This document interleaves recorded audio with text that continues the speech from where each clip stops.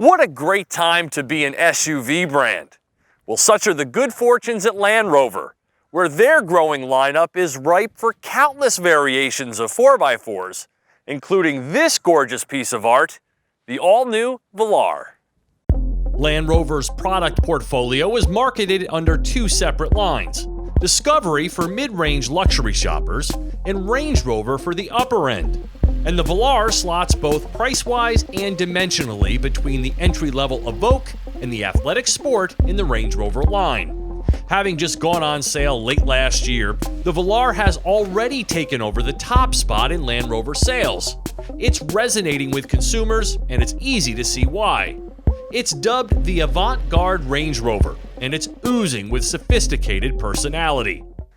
I don't spend much time speaking about design because you like what you like and vice versa, so what's the point?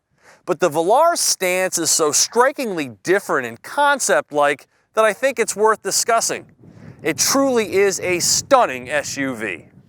Long and lean with an astonishingly squat appearance with the air springs fully depleted, you could make an argument that this is the sexiest SUV ever made, and you'd get no argument from me. Even though it looks too pretty to take down the trail, this Velar clears nearly 10 inches with the air suspension fully jacked. Plus, this one has the sophisticated Terrain Response 2 system and a locking rear differential, so there's no reason that you can't go for it. Though you can grab a base Velar with a 2-liter turbo and coil suspension for around $50,000. This is the up-level R-Dynamic model with the HSE specification pack, optional supercharged V6, standard air suspension, and over $12,000 in extras for a total MSRP of $90,170. So watch yourself. The Byron blue paint has drawn praise all week, and the Velar turns heads with every mile. From the moment the flush door handles pop out, you're on notice that the Velar is something unique. The next attention-grabbing bit is the new Touch Pro Duo infotainment system, debuting here on the Velar. From the steering wheel mounted controls that change depending upon menu selection, to the two rotary controllers that also change with screen choice, the Velar feels like it's still in concept form. The top touchscreen with its changeable angles is still a bit of a mess in that it's simply not intuitive. Plus, there continues to be no real smartphone integration, just the company's in-control apps that doesn't give me access to the features I really want. The bottom screen, however, is where it's at. Not only does it look particularly cool, but switching through drive modes and accessing seat and climate settings is done with relative ease. Navigation is also projected in the driver information display, but if I was spending $90,000, I would also spend another $970 for the head-up display, especially in a vehicle that moves as quickly as this one. Speaking of which, this V6 delivers its power instantaneously, and when the 8-speed transmission is in sport, it feels very quick. 0 to 60 happens effortlessly and without much of a soundtrack in only 5.3 seconds. I averaged 18 mpg on Premium, which is exactly the EPA's city estimate. No V8 offered here, that's reserved for the Sport, but this motor won't leave you wanting. But what's most exciting about the drive is how light on its feet the Velar feels when hustled through turns, aided by torque vectoring, with sprightly exits made even more satisfying with the optional active rear locking differential. And with Land Rover's new nomenclature, you'll never forget how much horsepower your engine makes.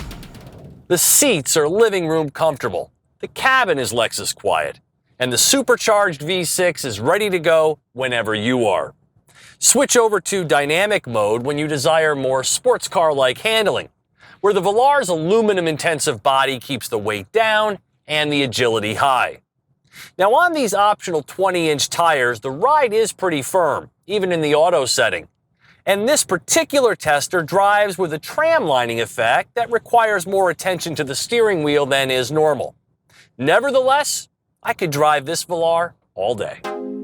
With over 26 inches of water wading depth, over 5,500 pounds towing, and 7 drive modes, this Velar truly lives up to its dynamic moniker. I really like how some of the Velar's features are automated. As soon as you get in, the sunscreen opens, and then a little while down the road, your massage begins. But some of these futuristic controls don't work as designed, and the amount of time it takes to get in, get situated, and get going can be annoyingly long. That's one angle that continues to befuddle Jaguar Land Rover.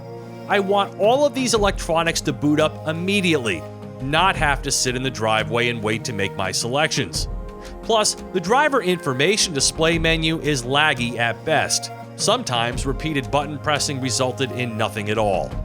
From the back seat rearward, the Velar skews towards the smaller side of midsize, not too dissimilar to that of a Jeep Grand Cherokee. The outboard seats offer decent legroom and have power recline, but this middle spot is tough. There is quad-zone climate control and heated seats, but no USB ports back here. Again, another option that wasn't selected. The cargo area includes bag hooks, remote seat levers, and controls to lower the vehicle for easier loading. The center console is very small and houses 2 USB ports. At night, the entire cabin is a spectacular light show, controlled by you and changeable at a whim. A perfect atmosphere for listening to the unbelievable 23-speaker Meridian sound system. Land Rover is on a roll, and with a lower-priced Defender line coming soon, I expect more of the same. For TestDriveNow.com, I'm Steve Hammis.